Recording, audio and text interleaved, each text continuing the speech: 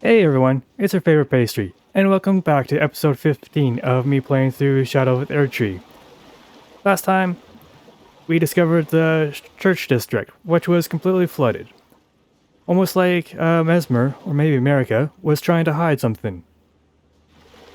Yeah, we found one of those snaky tree boys guarding this tree here, which led to the Mantle of Thorns, talking about how Crusaders here, they came to the Land of Shadow, eventually found out that they were just engaging in some light genocide, and they couldn't deal with that.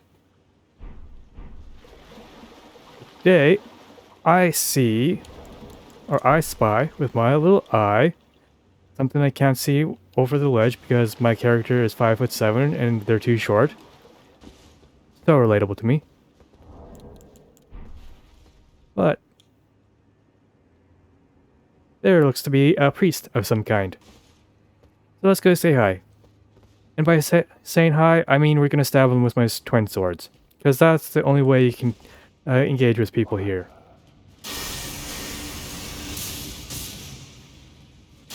Again.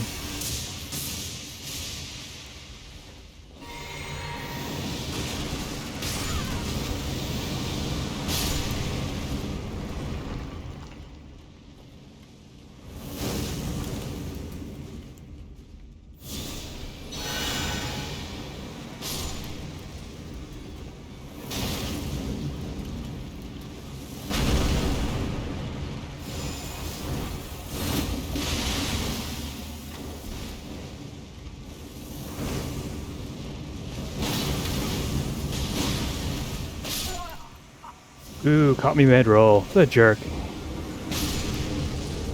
Oh, interesting. The explodey boys also damage him. Or her? I really need to stop assuming that everyone I see is a guy. Let's try that again. Once more with feeling.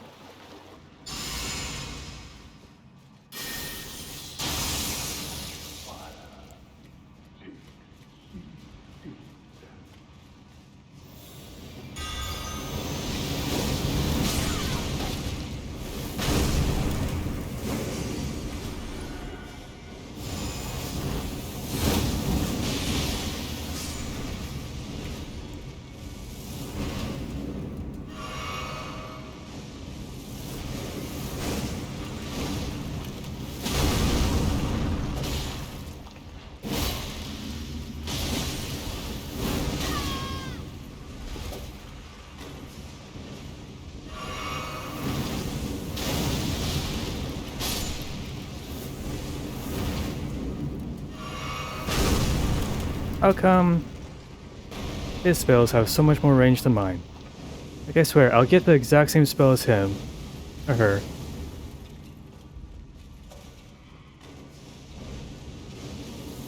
And he'll have way less range.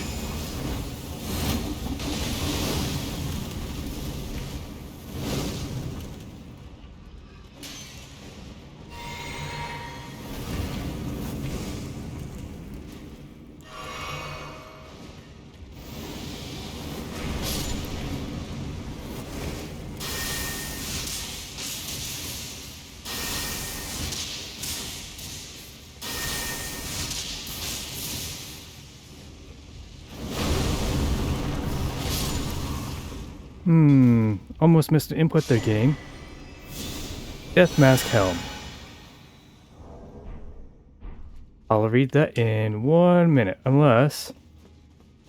Oh, all the exploded boys died with the Death Mask person. Let's see what this says. Helm of Wago, Elder among the Fire Gods. 2 warped Death Masks stacked one atop the other. Reduces FP used to summon spirits. Gnawed at by loneliness, the old man turned his attention to the spirituality of Messmer's flame, using it in a rite of resurrection. Yet the soulless bodies he brought to life were no comfort to poor Wago.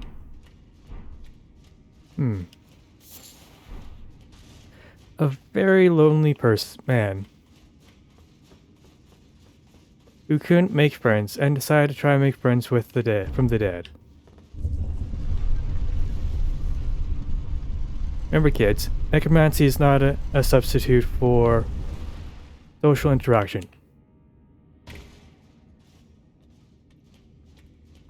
What? Interesting. The elevator doesn't fully go to the edge of the platform.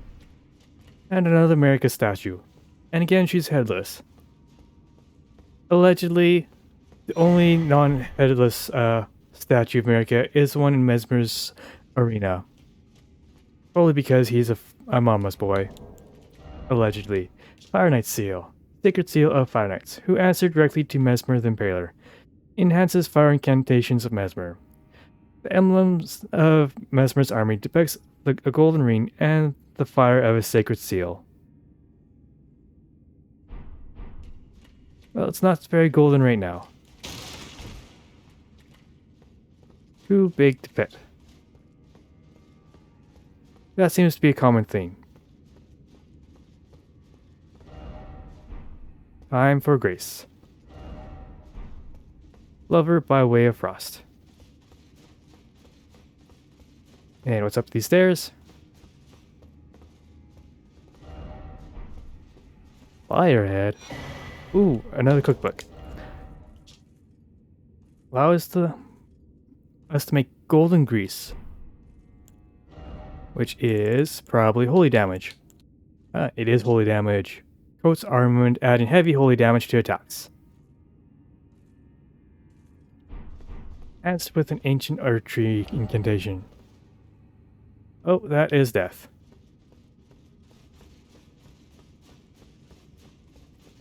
I like how the game just gives you this massive hole if I need to explore it, and then it's just death. Imagery of the Erdtree? I think that's the Erdtree. And we're going down? Interesting. I was not expecting to go down, as there was a bunch of water at that one place, at that last elevator I was looking at. And we're really going down. Holy cow.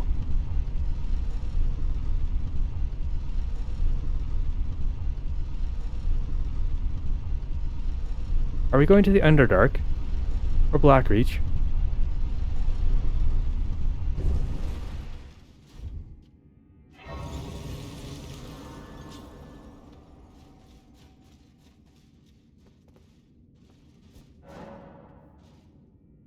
You know, for some reason, I can't quite remember this location.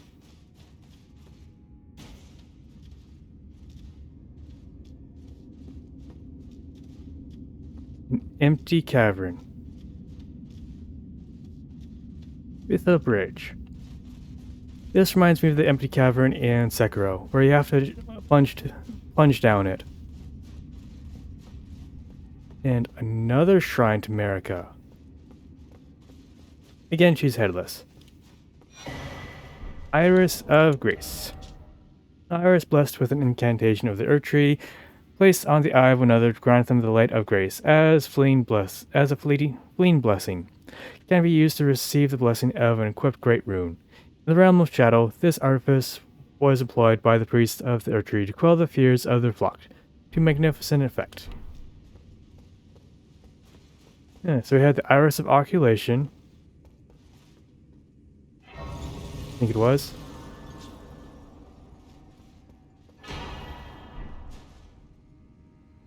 And the Iris of... oh gosh, I just read it. Iris of Grace. Priests, sounds like the priests use these to modify the fear of the people. Or fear and hopes of the people to get them to do what they want to do. Alright, looks like a toxic, oily swamp with a rotted sunflower in the middle of it. Reminds me of the tar sands. Oh, that was the wrong spell. Let's reset, because I'm a coward. Bow. Ring, because, you know, you gotta walk into a boss fight with 1,000 buffs.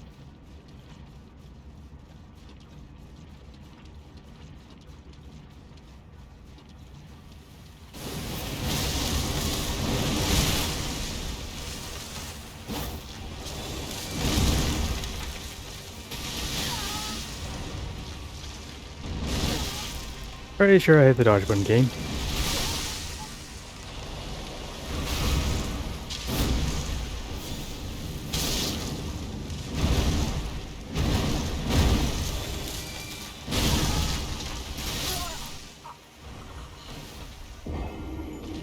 Apparently I'm tired.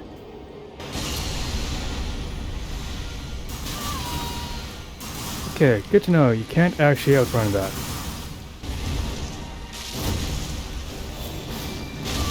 Oh, come on, game.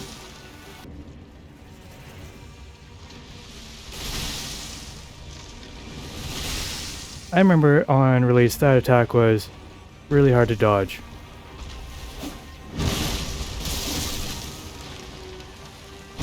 Oops, that was way too early.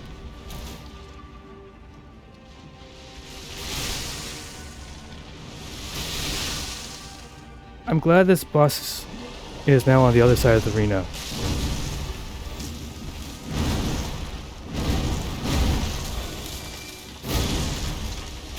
I'm really curious as to how you're supposed to dodge that triple slam attack. That attack. Probably not. Oh, you can block that attack.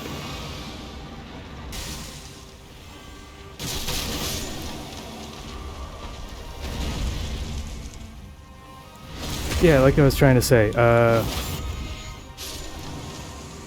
like how if you're close enough to dodge the arm portion of the thorny attack, you can't actually dodge the rest of it.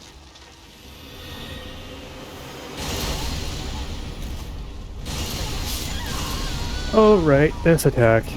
I remember hearing about this attack, how it's almost impossible to dodge because it's based off of timing and not visual cues or anything like that. You just have to face the attack dozens of times to learn to internalize the timing.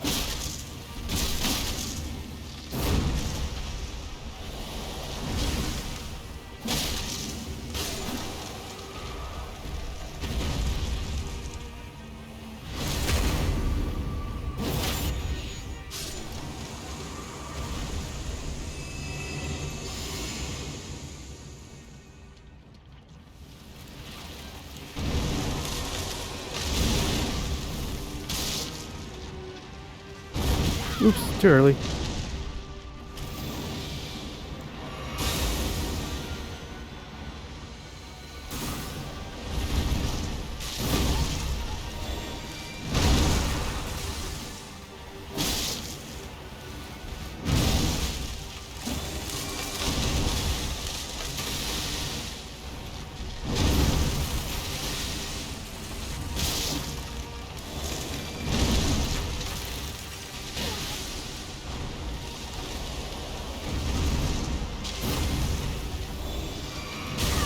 Of course you'd follow up after, when I decided to heal.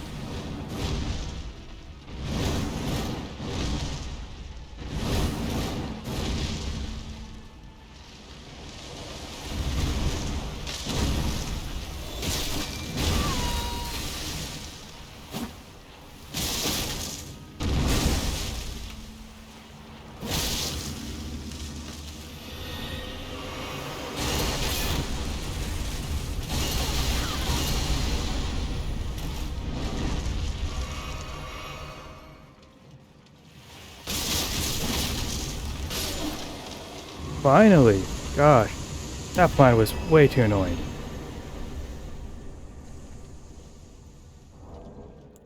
Got runes really quickly from that. Alright, Miquella's Great Rune. A great rune relinquished by Miquella, broken and bereft of its bounty. It retains naught but the power to resist charm. Miquella set off for the tower, enshrouded by shadow, abandoning everything in his golden flesh, his blinding strength, even his fate. All in an effort to bury the original sin, to embrace the whole of it, and be reborn as a god. Sounds like he's trying to create a new world order.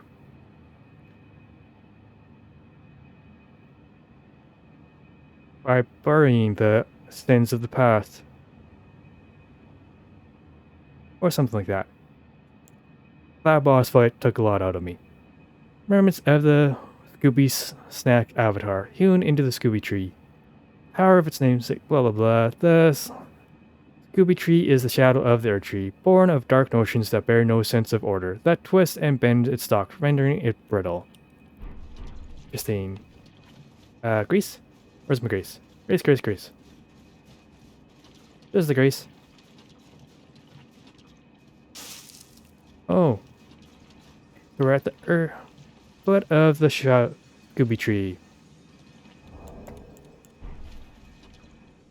Cool if we could look further up. Leaking sap everywhere. At least I think it's supposed to be sap.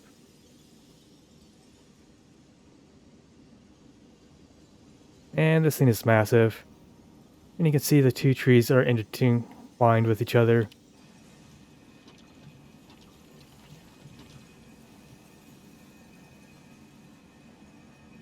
Yeah, interesting.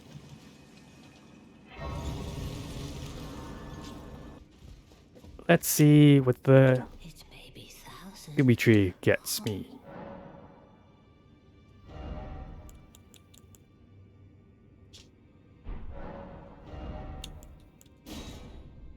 Shadow Sunflower Blossom. The head of a monstrous shadow sunflower, manifestation of the shadow tree. Then again, it might just be a flower, wielded as a weapon. I like how it's implied that we just found a giant sunflower and just plucked it up and decided to start beating people with it. Much like the Scooby Tree itself in appearance, a second stalk winds tightly around the first, almost as if in a tender embrace. So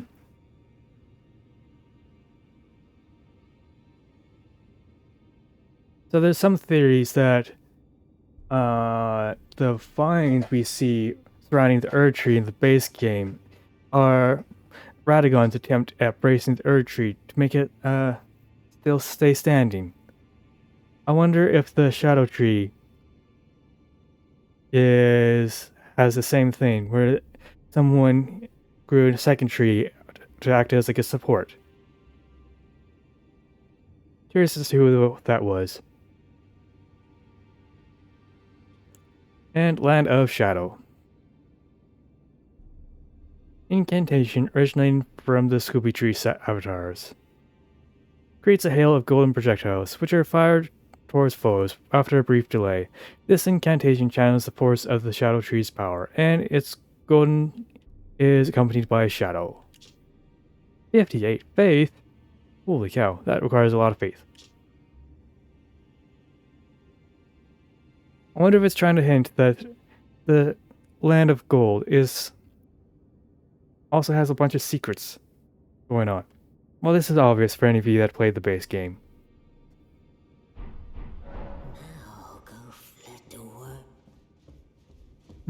Might get both of them later on.